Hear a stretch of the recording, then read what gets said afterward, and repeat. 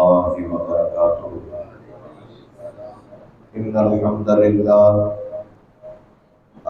لله نحمده ونستعينه ونستغفره ونعوذ بالله من شرور أنفسنا ومن سيئات أعمالنا. من يهده الله فلا مضل له ومن يضلله فلا هادي له. وأشهد أن لا إله إلا الله وحده لا شريك له وأشهد أن محمدا عبده ورسوله.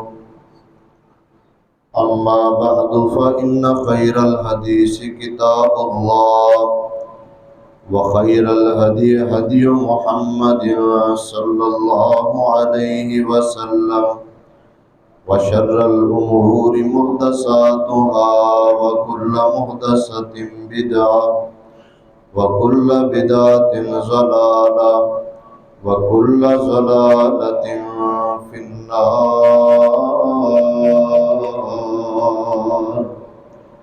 اللهم صل على محمد وعلى آل محمد كما صليت على إبراهيم وعلى آل إبراهيم إنك حميد مجيد. اللهم بارك على محمد وعلى آل محمد كما باركت على إبراهيم وعلى آل إبراهيم إنك حميد مجيد. قال الله تبارك وتعالى: أعوذ بالله السميع العليم من الشيطان الرجيم. بسم الله الرحمن الرحيم. إن الذين قالوا ربنا الله ثم استقاموا تتنزل عليهم الملائكة ألا تخافوا ولا تحزنوا وأبشروا بالجنة التي كنتم توعدون. رب اشرح لي صدري ويسر لي أمري واحلل عقدة من لساني يفقهوا قولي. رب زدني علما رب زدني فهما. سبحانك لا علم لنا إلا ما علمتنا إنك أنت العليم الحكيم.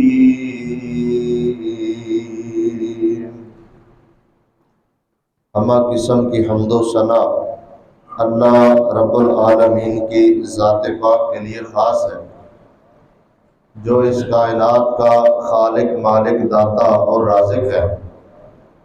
جائز اور مصنون درود و سلام امام الاولین والآخرین، پوری کائنات کے سردار پیغمبر جناب محمد الرسول اللہ صلی اللہ علیہ وآلہ وسلم کی ذات گرامی پر۔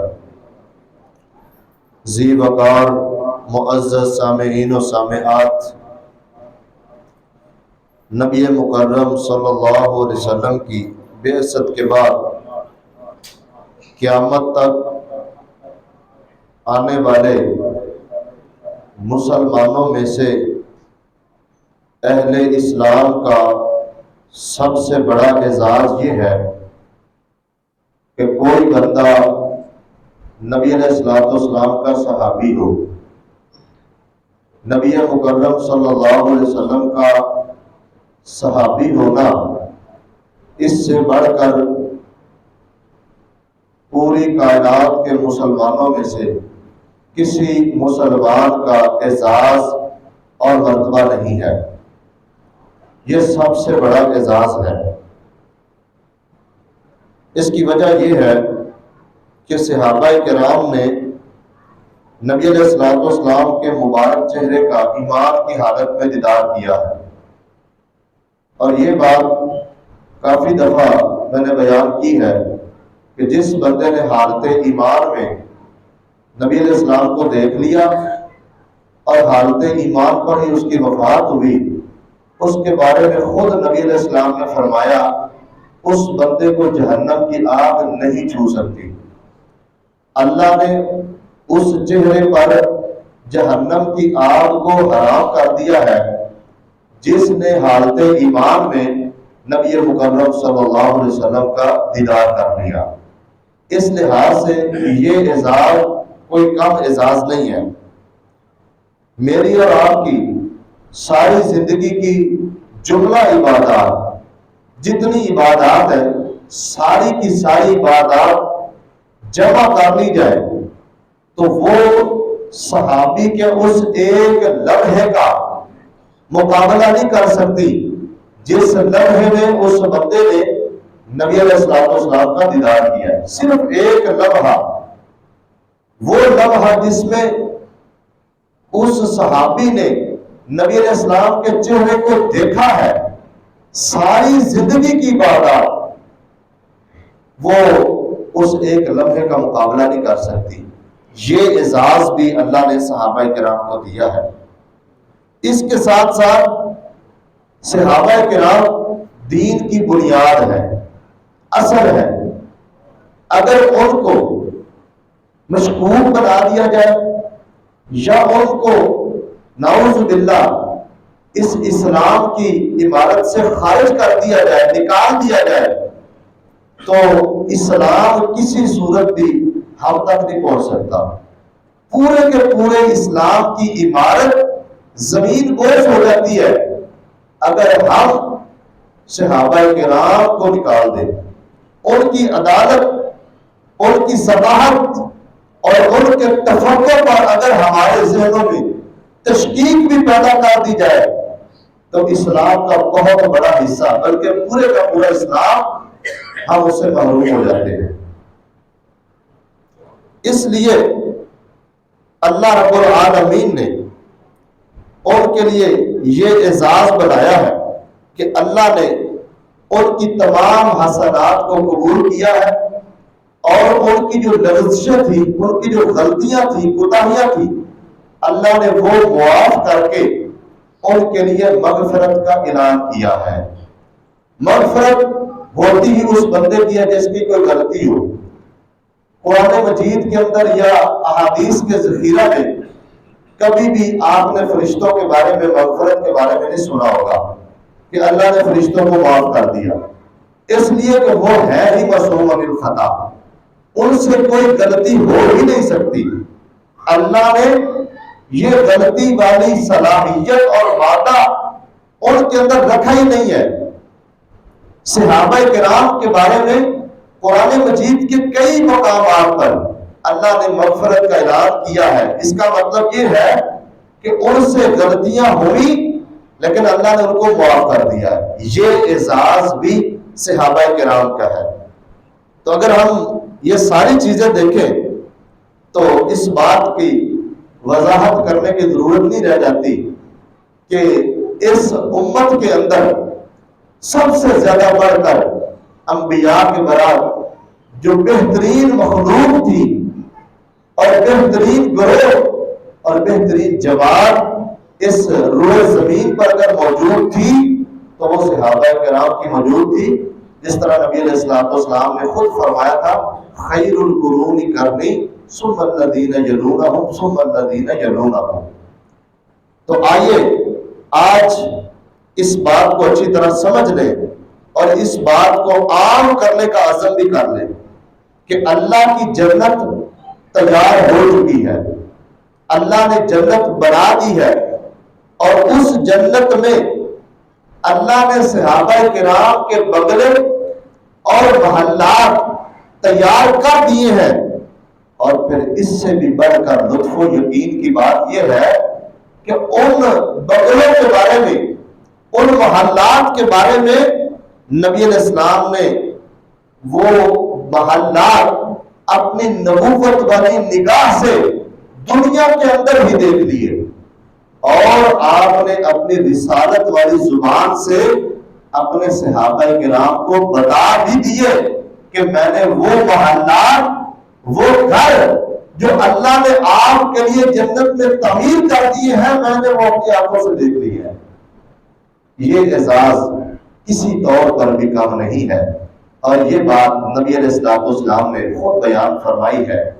اس سے پتہ چلتا ہے کہ جنت تیار ہو چکی ہے، صحابہ کرام کے نام الاٹ ہو چکی ہے، ان کو باقاعدہ وہاں پر کوٹھیاں بنگلے الاٹ کر دیے گئے ہیں، اور پوری امت کو یہ بات بتلا دی گئی ہے کہ اللہ نے صحابہ کرام کو جنت دے دی ہے، اور اللہ نے جنت ان کے لیے تیار کر دی ہے۔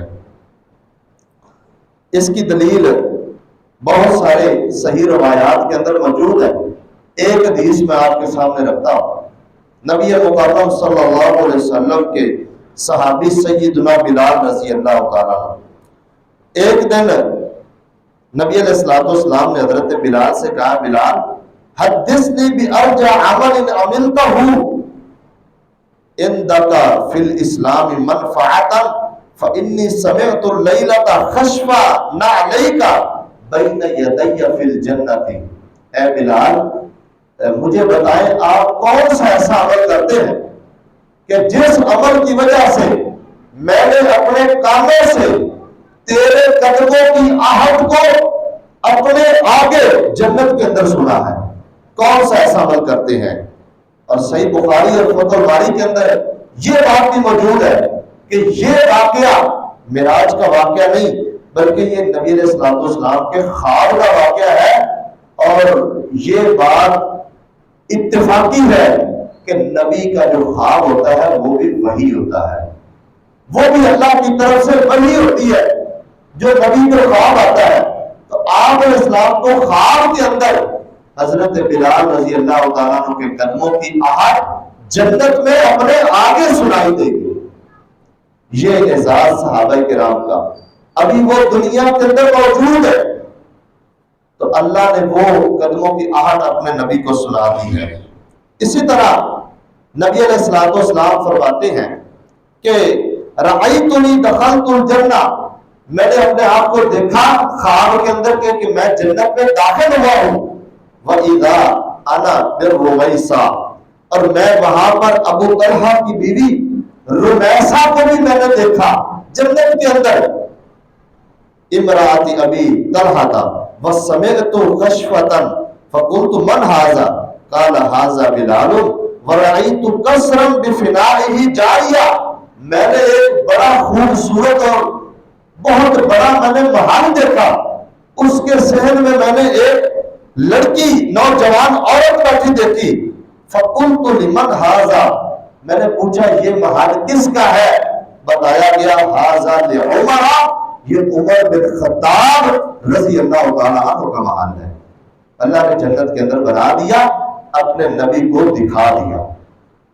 اس سے پتہ چلتا ہے کہ اللہ تعالیٰ نے صحابہ کرام کو کتنا بڑا مقام عطا فرمایا ہے، اور نبی جس بات کی خبر اپنی امت کو دے دیتا ہے، پیغمبر کوئی بات بتا دیتا ہے، اس میں شک شبے کی گنجائش ہو ہی نہیں سکتی، اور وہ بات وہ اپنی مرضی سے نہیں کرتا، اپنی طرف سے نہیں بتاتا، بلکہ پیارے پیغمبر کے بارے میں تو اللہ نے قرآن مجید کے اندر قسم اٹھا کر کہا وَالنَّجْمِ إِذَا هَوَىٰ مَا ضَلَّ صَاحِبُكُمْ وَمَا غَوَىٰ وَمَا يَنطِقُ عَنِ الْهَوَىٰ إِنْ هُوَ إِلَّا وَحْيٌ يُوحَىٰ، نبی اپنی مرضی اور اپنی خواہش سے بولتا ہی نہیں ہے، جب بولتا ہے اللہ کی مرضی سے بولتا ہے، اور اللہ جب بلواتا ہے تب ہی بولتا ہے۔ اللہ نے اپنے نبی کو بلوا کر اس کی زبان نبوت سے یہ اعلان کروا دیا کہ آپ لوگوں کو بتا دیں میرے صحابہ کے بارے میں کہ میں نے تیرے ساتھیوں کے متعلق کیا کیا انعامات تیار کر رکھے ہیں، اور میں نے ان کو کتنے بڑے مقامات اور کتنے مرتبے دینے ہیں، اس بات کی خبر پوری امت کو دے دے، اور نبی علیہ السلام نے یہ خبر دے دی ہے۔ یاد رکھیں آج کا جو میرا عنوان ہے وہ یہ ہے کہ صحابہ کرام وہ دنیا کے اندر بھی اسی پروٹوکول کے ساتھ زندگی گزارے جیسے جنتی شہزادے ہوتے ہیں۔ اللہ نے صحابہ کرام کو ایک اعزاز یہ بھی دیا ہے کہ ان کی دنیاوی زندگی ایسے ہے جیسے ان کو جنت میں پروٹوکول ملے گا۔ قرآن مجید کے اندر اللہ تعالیٰ نے اس بات کی وضاحت فرمائی ہے کہ جب جنتی جنت میں داخل ہوں گے نا تو فرشتے ان کو سلام کہیں گے، فرشتے ان کو ہر طرف سے سلامتی کہیں گے، ان کو ویلکم کریں گے اور ان کا استقبال کریں گے، اور یہ سلامتیاں فرشتوں کی طرف سے اور اللہ کی طرف سے سلامتیاں جو جنت کے اندر جنتیوں کو ملنی ہے، یہ ساری سلامتیاں، یہ سارے پروٹوکول اللہ نے اپنے فرشتوں کے ذریعے صحابہ کرام کے لیے زمین پر نازل فرما دی ہے۔ یہ اعزاز کم نہیں ہے۔ یاد رکھیں آسمان کی جو پاک باز مخلوق ہے، فرشتے ہیں، یہ صحابہ کرام کا کتنا حیا کرتے ہیں، صحابہ کرام کا کتنا احترام کرتے ہیں، صحابہ کرام کے ساتھ کتنی محبت کرتے ہیں، اور صحابہ کرام کے لیے رحمت کی بخشش کی اللہ سے دعائیں کرتے ہیں۔ اور یہ اعزاز اللہ نے اپنے نبی کے صحابہ کو دیا۔ صحابہ کرام کی سیرت کو پڑھے تو کبھی وہ فرشتے صحابہ کی نصرت کے لیے نازل ہو رہے ہیں، کبھی وہ زمین پر صحابہ کرام کی تلاوت سننے کے لیے آتے ہیں، اور کبھی وہ زمین پر صحابہ کرام کی نیکیوں کو اٹھا کر اللہ کے دربار میں پیش کرنے کے لیے آتے ہیں۔ اور اگر ہم دیکھیں تو وہ فرشتے کبھی صحابہ کرام کے ساتھ جنگ اور جہاد کے لیے میدان کتاب میں بڑھتے ہیں، کبھی وہ فرشتے صحابہ کرام کی تیمارداری کے لیے آسمانوں سے تشریف لاتے ہیں، اور کبھی وہ فرشتے صحابہ کرام کے جنازے میں شرکت کرتے ہیں، ان کے لیے بخشش کی دعا کرتے ہیں، اور کبھی وہ فرشتے صحابہ کرام کی چارپائیوں کو کندھا دیتے ہیں، ان کی چارپائیاں اٹھا کر قبرستان لے کر جاتے ہیں۔ یہ اعزاز کم اعزاز نہیں ہے، اور یہ اعزاز ایک پاک باز مخلوق کی طرف سے، نورانی ملائکہ کی طرف سے نبی کے صحابہ کو دیا جا رہا ہے، اور اللہ نے یہ اعزاز دنیا کے اندر ہی دے دیا، اور اس کا نظارہ اور اس کا اثر اور اس کی برکات، اس کے اثرات اللہ نے سارے لوگوں کو دکھلا دیے، صحابہ کرام نے اپنی آنکھوں سے دیکھ لیے۔ غرض اگر ہم غور کریں تو زندگی سے موت تک، موت سے قبر تک کی زندگی کے ہر موڑ پر صحابہ کے ارد گرد فرشتوں کا جھرمٹ نظر آتا ہے، صحابہ کرام کے ارد گرد فرشتوں میں فوج نظر آتی ہے کہ وہ ہر پل صحابہ کرام کی حفاظت بھی کر رہے ہیں اور ان کے ساتھ ساتھ بھی چل رہے ہیں۔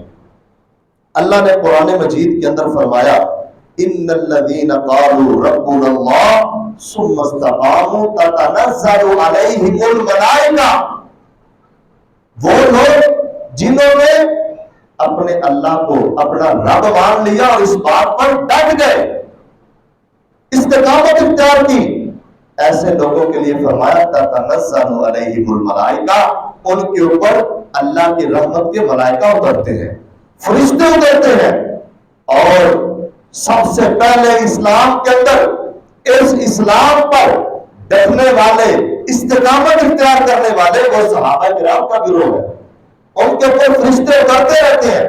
اور یاد رکھیں تتنزل یہ مضارع کا صیغہ ہے، جب یہ قرائن سے خالی ہوتا ہے تو یہ حال کے معنی دیتا ہے، جس کا معنی یہ ہوتا ہے ہر پل ہر حال میں وہ فرشتے ایسے لوگوں کے ساتھ ہوتے ہیں، وہ فرشتے اوپر اترتے رہتے ہیں۔ اللہ نے یہ اعزاز بھی اپنے صحابہ کرام کو دیا۔ هو الذی یصلی علیکم وملائکتہ لیخرجکم من الظلمات الی النور وکان بالمؤمنین رحیما، فرمایا وہ اللہ خود یصلی علیکم وملائکتہ، وہ تم پر درود و سلام بھیجتے ہیں، وہ اللہ وہ رحمتیں نازل کرتا ہے، فرشتے رحمتوں کی دعا کرتے ہیں، وَكَانَ بِالْمُؤْمِنِينَ رَحِيمًا، اور یہ رحمت جو فرشتوں کی صورت میں آتی ہے یہ اللہ ہر مومن کو عطا کرتا ہے، اور اس کائنات میں اور اس روئے زمین پر اسلام کے اندر سب سے پہلے جو مومنین ہیں وہ نبی مکرم صلی اللہ علیہ وسلم کے صحابہ کرام ہیں۔ اس لحاظ سے یہ اللہ تعالیٰ آسمانی فرشتوں کی اللہ نے یہ ذمہ داری لگا دی ہے۔ آئیے ہم چند وہ نصوص اور واقعات دیکھتے ہیں جس میں صحابہ کرام کو باقاعدہ پروٹوکول دینے کے لیے فرشتے زمین پر بھی اترے ہیں، اور باقاعدہ فرشتے صحابہ کا حیا کرتے ہیں، ان کا احترام کرتے ہیں، ان کی عزت کرتے ہیں۔ سیدہ عائشہ صدیقہ رضی اللہ تعالی عنہا فرماتے ہیں، کہتی ہے کہ نبی علیہ السلام میرے حجرے کے اندر میری چادر اوڑھ کر لیٹے ہوئے ہیں، اور آپ کی چادر مبارک جو ہے وہ ران سے کچھ ہٹی ہوئی ہے۔ ابو بکر رضی اللہ تعالی عنہ نبی علیہ السلام کے بعد مسلمانوں کے سب سے پہلے امام اور سب سے پہلے خلیفہ اور نبی علیہ السلام کے جانشین سیدنا ابو بکر صدیق تشریف لاتے ہیں۔ آپ اسی طرح تشریف فرما ہے۔ سیدنا عمر آئے، نبی علیہ السلام اسی طرح ہے۔ حضرت عثمان رضی اللہ عنہ آتے ہیں، آپ نے اپنے ران کو کپڑے سے ڈھانپ لیا، تو سیدہ عائشہ نے بعد میں پوچھا کہ یہ کیا معاملہ ہے؟ آپ نے فرمایا کیا میں ایسے شخص سے حیا نہ کروں کہ آسمان کے نورانی ملائکہ جس کا حیا کرتے ہیں، جس کا حیا آسمانی فرشتے کرتے ہیں، میں اس سے حیا نہ کروں؟ تو نبی علیہ السلام نے اپنے دوہرے داماد کو دوہری عزت سے نوازا ہے، آپ نے دوہری عزت عطا فرمائی ہے، اور آسمانی فرشتے یہ حیا کر رہے ہیں۔ اسی طرح یہ آسمانی فرشتے صحابہ کرام کے لیے اللہ کی طرف سے سلام لے کر آتے ہیں۔ سیدہ خدیجہ رضی اللہ تعالی عنہا نبی علیہ السلام کی سب سے پہلی بیوی، یہ اسلام کی ہی نہیں بلکہ نبی علیہ السلام کی بھی محسنہ ہے۔ آپ علیہ السلام کے ساتھ دینے والی صبر و شکر کے ساتھ، وفاداری کے ساتھ، ہر پل نبی علیہ السلام کے ہر موڑ پر ساتھ دینے والی آپ کی پیاری زوجہ محترمہ سیدہ خدیجہ، کیا شان اللہ تعالیٰ نے عطا فرمائی ہے۔ ایک دن حضرت ابو ہریرہ کہتے ہیں نبی علیہ السلام نے فرمایا جبریل علیہ السلام نبی علیہ السلام کے پاس آئے، آ کر کہا یا رسول اللہ هذه خدیجہ قد اتت معها اناء فیہ اناء او اطعام، یہ جو آپ کی بیوی سیدہ خدیجہ ہے نا، یہ آپ کے لیے کھانا لے کر آ رہی ہے، ایک برتن کے اندر کھانا لے کر آ رہی ہے۔ جب یہ آپ پر آئے نا آپ کے پاس، تو اس کو اللہ کی طرف سے اور میری طرف سے سلام کہہ دینا کہ اللہ آسمانوں سے آپ کی بیوی کو سلام بھیج رہا ہے، اللہ بھی سلام بھیج رہا ہے، اور میں سید الملائکہ جبریل تمام پاک باز فرشتوں کا سردار، میں بھی سلام کہہ رہا ہوں، اور یہ سلام کا پیغام آپ اپنی بیوی تک پہنچا دیں۔ ادھر سیدہ خدیجہ مکے کے اندر نبی کے لیے کھانا لے کر چلتی ہے، آسمان سے فرشتہ اللہ کا سلام لے کر چل پڑتا ہے، اور وہ سلام نبی علیہ السلام کی بیوی تک پہنچاتا ہے۔ یہ اعزاز، اور صرف سلام نہیں پہنچایا بلکہ ساتھ ساتھ یہ بھی خوشخبری دی، فرمایا وَبَشِّرْهَا بِبَيْتٍ فِي الْجَنَّةِ، اس کو جنت میں ایک محل کی خوشخبری بھی سنا دیجئے، اللہ نے اس کا محل، اللہ نے اس کا گھر جنت کے اندر تعمیر فرما دیا۔ یہ پاک باز مخلوق آسمانی فرشتے ملائکہ صحابہ کرام کا احترام کر رہے ہیں، ان کو پروٹوکول دے رہے ہیں۔ نبی علیہ السلام کی بیوی سیدہ عائشہ صدیقہ رضی اللہ تعالی عنہا، جن کی طہارت، پاکیزگی اور عفت کے لیے اللہ نے اپنی پاک کلام کے اندر پوری 10 آیات نازل کی ہیں۔ سیدہ عائشہ کی طہارت، ان کی عفت، ان کی پاکیزگی، ان کے حیا اور ان کی شرم کے بارے میں اللہ نے قرآن مجید کے اندر پوری 10 آیتیں سورہ نور کے اندر نازل فرمائی ہیں۔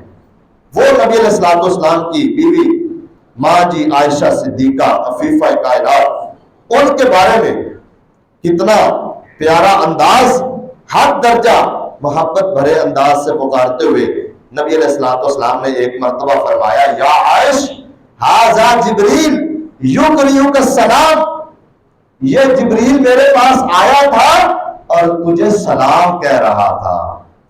یہ فرشتہ، یہ سارے فرشتوں کا سردار، یہ بعض مخلوق اس کا سردار تجھے سلام کہنے کے لیے آیا تھا اور اسپیشل تجھے سلام کہہ رہا تھا۔ یہ اللہ نے اعزاز سیدہ عائشہ رضی اللہ تعالی عنہا کو عطا فرمایا۔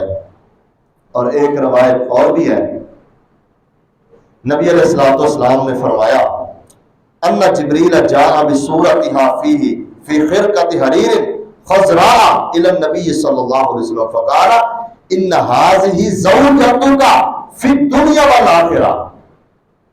نبی علیہ الصلوۃ والسلام کے ساتھ ابھی سیدہ عائشہ کی شادی نہیں ہوئی، شادی سے پہلے حضرت جبریل ایک سبز رنگ کے کپڑے میں، ریشمی کپڑے کے اندر سیدہ عائشہ رضی اللہ تعالی عنہا کی تصویر لے کر آئے اور آ کر نبی علیہ السلام کو دکھلائی اور فرمایا، ہذہ زوجتک فی الدنیا والآخرہ، یہ آپ کی دنیا میں بھی بیوی ہے اور جنت کے اندر بھی بیوی ہے۔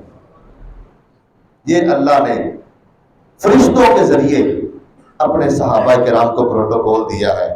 اور سیدہ عائشہ رضی اللہ تعالی عنہا پر جو اتہام اور تہمت لگانے والے لوگ ہیں، وہ ایسے لوگ ہیں بیچارے جن کی راتیں بھی کالی ہیں، ان کے دن بھی کالے ہیں، وہ بیچارے اندر سے بھی کالے، اوپر سے بھی کالے، ان کا ایمان بھی کالا ہی ہے۔ کوئی مسلمان بندہ، کوئی ایمان والا بندہ سیدہ عائشہ رضی اللہ تعالی عنہا کے بارے میں کوئی غلط سوچ ہی نہیں سکتا۔ اور ایسے لوگ قرآنی نص کے مطابق ملعون ہے، ان الذین یرمون المحصنات الغافلات المؤمنات لعنوا فی الدنیا والآخرہ، دنیا کے اندر بھی لعنتی، آخرت کے اندر بھی لعنتی، وَلَهُمْ عَذَابٌ عَظِيمٌ، قیامت والے دن اللہ نے ان کے لیے بہت بڑا عذاب تیار کر رکھا ہے۔ جو پاک باز عورتوں پر، سچی عورتوں پر، مومنات پر، سیدھی سادھی عورتوں پر ناجائز تہمتیں لگاتے ہیں۔ اور یہ آیت اس وقت نازل ہوئی جب سیدہ عائشہ رضی اللہ تعالی عنہا پر تہمت لگائی گئی۔ اللہ نے یہ اعزاز سیدہ عائشہ رضی اللہ تعالی عنہا کو دیا۔ اگر کوئی بندہ سیدہ عائشہ رضی اللہ تعالی عنہا کی صداقت کو، ان کی عفت اور پاک دامنی کو اس کے بعد بھی تسلیم نہیں کرتا تو گویا وہ قرآن مجید کو نہیں مانتا۔ اس بندے نے قرآن مجید کا صحیح مطالعہ نہیں کیا، نہ قرآن مجید کو صحیح طور پر سمجھا ہے، وہ نام نہاد مسلمان ہے، اپنے آپ کو صرف مسلمان کہلوانے والا ہے، حقیقت کے اندر اس بندے کا اسلام سے کوئی تعلق نہیں۔ اس لیے یہ اعزاز اللہ تعالیٰ نے اپنے صحابہ کرام کو عطا کیا۔ اور فرشتے صحابہ سے اتنی محبت کرتے ہیں، حضرت اسید بن حضیر صحیح بخاری کے اندر موجود ہے، قرآن مجید کی تلاوت کر رہے ہیں اور پاس ان کا گھوڑا کھڑا ہوا ہے، اچانک گھوڑے نے بھدکنا شروع کر دیا۔ اسید بن حضیر رضی اللہ تعالیٰ عنہ کے پاس بچہ بیٹھا ہوا تھا، تو انہوں نے یہ خطرہ محسوس کیا کہ کہیں گھوڑا اس بچے کو کچل نہ دے، انہوں نے تلاوت بند کر دی اور آسمان کی طرف دیکھا تو انہیں ایک جھرمٹ نظر آیا، کچھ نور اور روشنی نظر آئی۔ یہ واقعہ انہوں نے صبح نبی علیہ الصلوۃ والسلام کو سنایا۔ آپ نے فرمایا وہ آسمان کے فرشتے تھے جو تیرا قرآن سننے کے لیے سپیشل طور پر آئے تھے، اور تو تلاوت کرتا رہتا، وہ آسمانی ملائکہ تیرے اوپر سایہ فگن تھے، وہ تیرا قرآن سن رہے تھے۔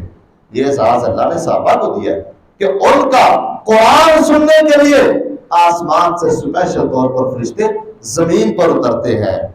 تو یہ پاک باز مخلوق صحابہ کا احترام کر رہی ہے۔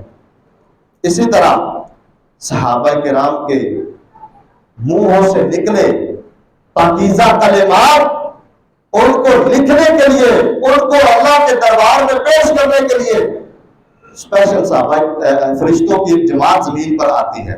نبی علیہ الصلوۃ والسلام نے نماز پڑھائی. آپ کے ایک صحابی نے نماز کے اندر بلند آواز سے کہہ دیا ربنا ولک الحمد حمدا کثیرا طیبا مبارکا فی. یہ کلمات ایک صحابی نے بلند آواز سے کہہ دیے. نماز کے بعد نبی علیہ الصلوۃ والسلام نے پوچھا من المتکلم، یہ نماز میں کلام کرنے والا کون تھا؟ صحابہ ایک دم ڈر گئے. تو ایک صحابی کہنے لگا اللہ کے نبی یہ کلمات میں نے کہے ہیں. آپ علیہ الصلوۃ والسلام نے فرمایا لقد رأیت بضعۃ وثلاثین ملکا یبتلعونھا، میں نے اپنی اس نبوت والی آنکھوں سے دیکھا ہے کہ 30 سے زائد فرشتے تیرے ان کلمات کو اٹھانے کے لیے زمین پر اترے ہوئے تھے. وہ آپس میں جھگڑ رہے تھے کہ کون ان کلمات کو اٹھا کر لے جائے اور اللہ کے دربار میں پیش کرے. یہ صحابی کے منہ سے نکلنے والے پاکیزہ کلمات اللہ کو اتنے پسند آئے کہ اللہ نے اسپیشل ایک جماعت زمین پر نازل کر دی، جاؤ کر یہ کلمات لے کر آؤ، جاؤ ان کے ثواب لے کر لے کے آؤ. یہ اعزاز بھی اللہ تعالیٰ نے صحابہ کرام کو دیا ہے. صحابہ کرام جنازوں میں جو نا ان کے جنازوں میں آسمانی فرشتے شریک ہوتے ہیں. صحیح حدیث کے اندر موجود حضرت شبان کہتے ہیں ایک مرتبہ نا ہم نبی علیہ السلام کے ساتھ جنازہ پڑھنے جا رہے ہیں، تو آپ علیہ السلام جب قبرستان پہنچے نا تو آپ کے لیے سواری پیش کی گئی کہ آپ اس کے اوپر بیٹھ جائیں یا اس کے اوپر تشریف رکھیں. آپ نے انکار کر دیا. جب واپسی آ رہے تھے تو پھر اسی طرح نبی علیہ السلام کے لیے سواری پیش کی گئی تو آپ سوار ہو گئے. صحابہ کرام نے پوچھا اللہ کے نبی یہ کیا معاملہ ہے؟ پہلے آپ نے انکار کر دیا، بعد میں قبول کر لیا. فرمایا اس لیے کہ جب ہم جنازہ لے کر قبرستان کی طرف جا رہے تھے تو اس جنازے کے اندر آسمان سے نازل ہونے والے فرشتے بھی موجود تھے، تو میں نے یہ حیا محسوس کیا کہ فرشتوں کی موجودگی میں سواری کے اوپر سوار ہو جاؤں، اس لیے میں نے سواری پر سوار ہونے سے انکار کر دیا ہے کہ اس جنازے میں لوگوں کے ساتھ ساتھ فرشتے بھی جا رہے تھے، فرشتے بھی چل رہے تھے. تو یہ آسمان سے فرشتے اسپیشل نازل ہوتے ہیں اور صحابہ کرام کے جنازے پڑھتے ہیں، ان کے لیے رحمت اور بخشش کی دعا کرتے ہیں، اور یہ اعزاز اللہ نے صحابہ کرام کو دیا ہے. صحابہ کرام کی میت پر فرشتے سایہ کیے ہوئے ہیں. حضرت جابر بن عبداللہ کے جب والد جنگ احد کے اندر شہید ہو گئے نا تو ان کو اللہ نے بڑا ہی مقام دیا ہے. حضرت جابر رضی اللہ عنہ کے والد عبداللہ جنت کے اندر پہنچ گئے. نبی علیہ السلام نے خود فرمایا اللہ تعالیٰ کسی بندے سے ڈائریکٹ کلام نہیں فرماتے، لیکن عبداللہ سے اللہ نے ڈائریکٹ کلام کی ہے. اللہ نے کلام کرتے ہوئے یہ کہا ہے تمنا علیہ اوتیکا، اے عبداللہ خواہش کر، تمنا کر میں تجھے عطا کروں. حضرت عبداللہ کیا کہنے لگے؟ اے اللہ اگر تو میری خواہش کے مطابق مجھے دینا چاہتا ہے، یا ربی تحیینی فاقتل فیک ثانیہ، اللہ مجھے دوبارہ زندگی دے دے، میں دوبارہ جا کر تیرے راستے میں جہاد کرتے ہوئے دوبارہ شہید ہو جاؤں، دوبارہ قتل کر دیا جاؤں. اللہ نے فرمایا نہیں، یہ میرا فیصلہ پکا ہو چکا ہے، جو دنیا سے آ جاتا ہے واپس نہیں جا سکتا. کہا کوئی اور خواہش کر. تو یہ کہنے لگے کہ اے اللہ پھر میرے پچھلے لوگوں کو میرے حالات کی خبر دے دے، جو تو نے انعامات اور جو تو نے مجھے نوازا ہے اس بات کی خبر میرے پچھلے لوگوں کو دے دے. اللہ نے وہ خبر اپنے نبی کی نبوت والی زبان سے صحابہ کرام کو سنا دی، حضرت جابر کو بھی سنا دی رضی اللہ تعالیٰ عنہ. اور جب یہ شہید ہو گئے نا تو ان کی جو نا میت کے اوپر فرشتوں نے سایہ کیا ہوا. صحابہ کرام نے دیکھا کہ ان کی جو نا میت کے اوپر سایہ ہے. پوچھنے پر بتایا گیا یہ آسمان سے فرشتے اترے ہیں اسپیشل ان پر سایہ کرنے کے لیے. آخری بات کیا کہ اپنی بات کو مکمل کرتے ہیں. حضرت حنظلہ رضی اللہ تعالیٰ عنہ ان کو غسل ڈالنے والے کون تھے؟ اللہ کے آسمانی ملائکہ. شہید ہو گئے آسمانی مخلوق نے، فرشتوں نے ان کو غسل دیا. صحابہ کرام کا کیا احساس ہے، دنیا کے اندر پروٹوکول، فوت ہونے کے بعد بھی پروٹوکول، غسل بھی فرشتے دے رہے ہیں، ان کے جنازے بھی فرشتے پڑھ رہے ہیں، میت کو کندھا اٹھا کر قبرستان بھی فرشتے لے کر جا رہے ہیں۔ ایسے لوگوں کا اعزاز کچھ کم ہے؟ کیا ایسے لوگ کبھی اللہ کے دربار میں مقام ہو سکتے ہیں؟ کبھی وہ جنت سے پیچھے رہ سکتے ہیں؟ جن کو اللہ نے اتنے اعزازات سے نوازا ہے، جن کو اللہ نے اتنا پروٹوکول دنیا کے اندر عطا فرما دیا ہے، تو حضرت حنظلہ کا یہ اعزاز ہے۔ اور سعد بن معاذ رضی اللہ عنہ، کیا بات ہے، جب فوت ہوئے نا تو کتنے اعزاز نبی علیہ السلام نے ان کے بارے میں 4 باتیں ارشاد فرمائی کہ سعد بن معاذ رضی اللہ عنہ وہ آدمی ہے ان الملائکۃ کانت تحملہ۔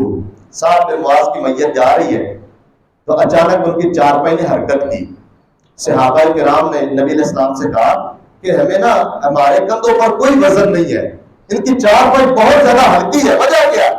آپ نے فرمایا اللہ کے نورانی ملائکہ فرشتے سعد بن معاذ کی میت کو اٹھائے ہوئے ہیں، ان کی چارپائی کو وہ اٹھائے ہوئے ہیں۔ دوسری بات فرمائی وہ فتحت لہ ابواب السماء، سعد بن معاذ کے لیے آسمان کے دروازے کھول دیے گئے۔ تیسری بات آپ نے فرمائی وَهَذَا الَّذِي تَحَرَّكَ لَهُ الْعَرْشُ، سعد بن معاذ وہ خوش قسمت صحابی ہے کہ جب یہ فوت ہوئے اللہ کا عرش بھی حرکت میں آ گیا، اللہ کا عرش ہل گیا۔ اس کا معنی کیا ہے؟ عرش کے ہلنے کا معنی یہ ہے کہ اللہ کا عرش بھی خوشی سے جھوم اٹھا کہ آج جو آنے والی روح ہے، جو میت آ رہی ہے، وہ سعد بن معاذ رضی اللہ عنہ کی ہے۔ اور خود رب العالمین اس قدر خوش ہوئے حضرت سعد بن معاذ رضی اللہ عنہ کی وفات پر، اللہ کو خوشی ہوئی، اللہ رب العالمین خود خوش ہوئے۔ اور چوتھی بات آپ نے فرمائی سعد بن معاذ وہ خوش قسمت ہے وَشَاهِدَهُ 70 أَلْفًا، ان کے جنازے میں 70,000 فرشتوں نے شرکت کی ہے، 70,000 فرشتوں نے۔ یہ اعزاز کچھ کم نہیں ہے۔ عرض کرنے کا مقصد یہ ہے کہ صحابہ کرام وہ پاک باز اور وہ عمدہ ترین شخصیات اور وہ اس امت کی افضل ترین ہستیاں ہیں جن کو اللہ نے یہ مقام دیا کہ صرف دنیا کے اندر لوگوں کو ترغیب نہیں دی بلکہ آسمانی ملائکہ اور فرشتے وہ بھی صحابہ کرام کا احترام کرتے ہیں، ان کے لیے دعا کرتے ہیں، ان کے لیے جو ہے نا مختلف طرح کی نصرت اور مدد کرتے ہیں۔ یہ اعزاز اللہ نے دنیا کے اندر صحابہ کرام کو عطا فرمایا۔ اللہ کریم سے دعا ہے کہ اللہ تعالی ہم سب کو بھی صحیح معنوں میں تمام صحابہ کرام کا متبع فرما بردار بنائے، ان کی عزت اور احترام کرنے والا بنائے، اور اللہ تعالی ہمیں صحیح معنوں میں صحابہ کرام کے نقش قدم پر چلنے کی توفیق عطا فرمائے۔ وآخر دعوانا ان الحمد للہ رب العالمین۔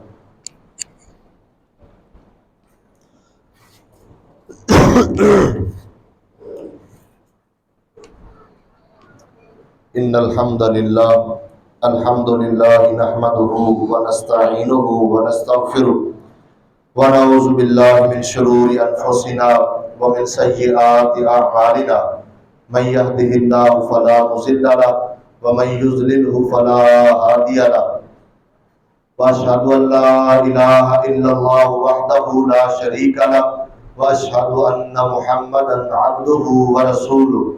اللهم صل على محمد وعلى آل محمد كما صليت على إبراهيم وعلى آل إبراهيم إنك حميد مجيد۔ اللهم بارك على محمد وعلى آل محمد كما باركت على إبراهيم وعلى آل إبراهيم إنك حميد مجيد۔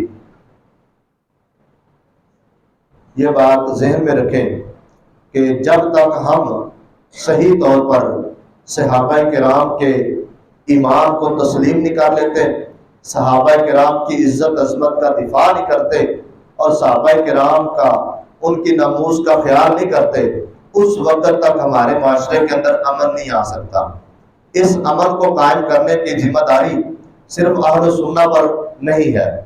جس طرح کے محرم اور حرام شروع ہونے سے پہلے اہل سنہ کو یہ واضح نصیحت شروع کر دی جاتی ہے کہ جی امن و امان کا خاص خیال رکھیں، کوئی ایسی بات نہ کرے جس سے کسی کی دل آزاری ہو۔ یہ بات اپنی جگہ درست ہے۔ ہم اللہ کے فضل و کرم سے کوئی ایسی بات نہ اہل سنہ والجماعت کرتے ہیں اور نہ وہ اس کو کرنا درست سمجھتے ہیں۔ سارے سنی مسلمان، تمام مسلمانوں کے گروہ، وہ بالعموم تمام صحابہ کرام کا احترام کرنا اپنے اوپر فرض سمجھتے ہیں، اور کبھی کسی بندے نے کسی صحابی کے بارے میں جانتے پوچھتے کبھی کوئی غلط بات، کبھی کوئی نازیبہ کلمات نہیں بولے۔ اس لیے یہ جو عمل خراب کیا جاتا ہے اس کے ذمہ دار کوئی سنی مسلمان نہیں ہے۔